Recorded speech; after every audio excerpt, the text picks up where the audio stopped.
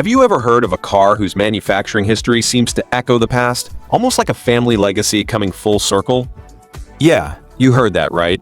A 1969 Plymouth Sports Fury, a project that's been lovingly worked on for over 30 years.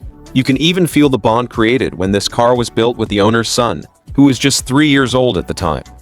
The Plymouth Fury, a standout model from Chrysler's Plymouth division, is highly respected by car fans.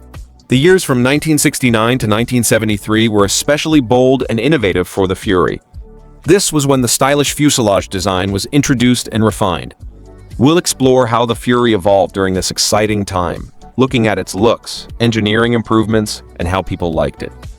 The Plymouth Fury made its first appearance in the mid-1950s and quickly transformed into a bold, sporty, full-size car by the end of the decade.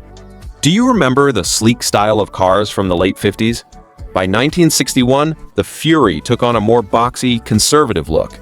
In fact, the 1962 four-door model even made it to TV fame in Leave It to Beaver. As the 1960s rolled on, but then came 1969, a game-changer.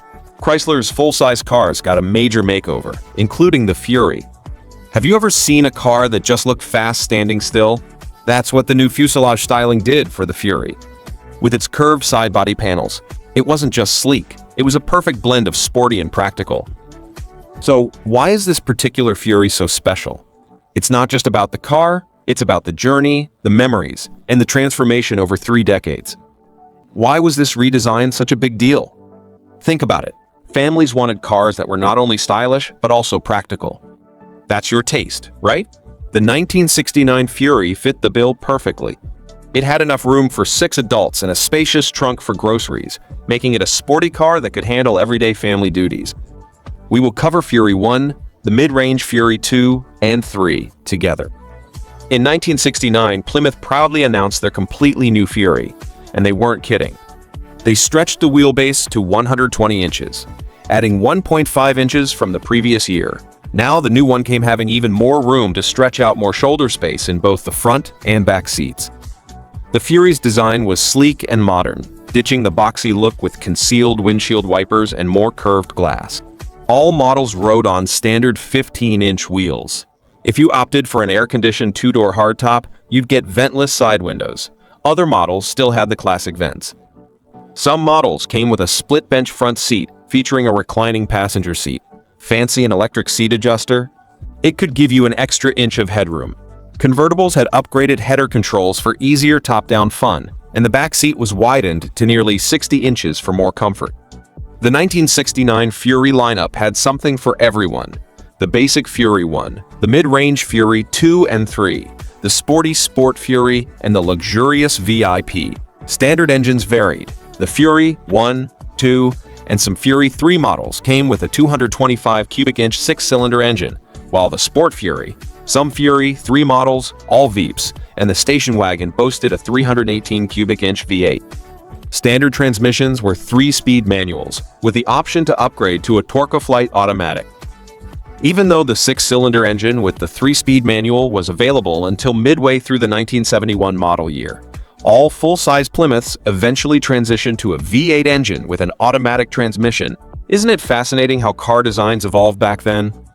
What would it be like to cruise in one of these classics today? Between 1969 and 1973, the Fury kept its overall look with only minor updates each year. It came in various styles, from 2-door hardtops and convertibles to 4-door sedans and station wagons. The most popular versions were the Fury 1, Fury 2, and Fury 3. The best performance-oriented Fury model was the 1971 Sport Fury GT.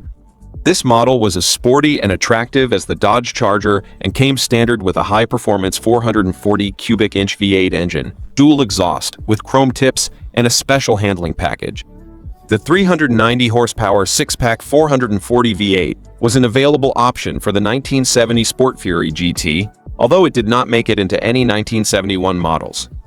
Interestingly, the 440 V8 engines in 1969 to 1973 Fury police cars became legendary for their prowess on the highways. These vehicles, favored by police forces for their speed and durability, were feared by speeders of the era. Capable of reaching close to 150 miles per hour, they were exceptionally difficult to outrun, particularly the high-performance 440 V8 models from 1969 to 1971. In 1969, Plymouth introduced 17 different models across 5 series in their full-size lineup. These models featured longer and wider dimensions, adorned with all-new sheet metal. Standard engine choices included the reliable 225/6 or the robust 318 V8, catering to a range of preferences and driving needs. With its wide headlights, bold fenders, and sleek fuselage styling, it commands attention today like no other.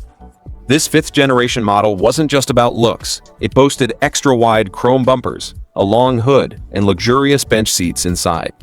You can just enjoy the ride for the people who like adventurous rides behind the wheel, enjoying the breeze with the top down, surrounded by its vintage charm.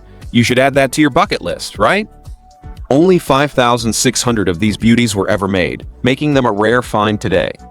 And let's not forget its modern features for the time: a premium AM/FM/CD stereo system with an auxiliary input, perfect for enjoying your favorite tunes on the go.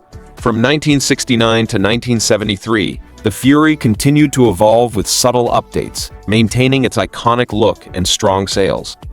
Its impact was felt throughout the industry, influencing designs like the modern Dodge Challenger.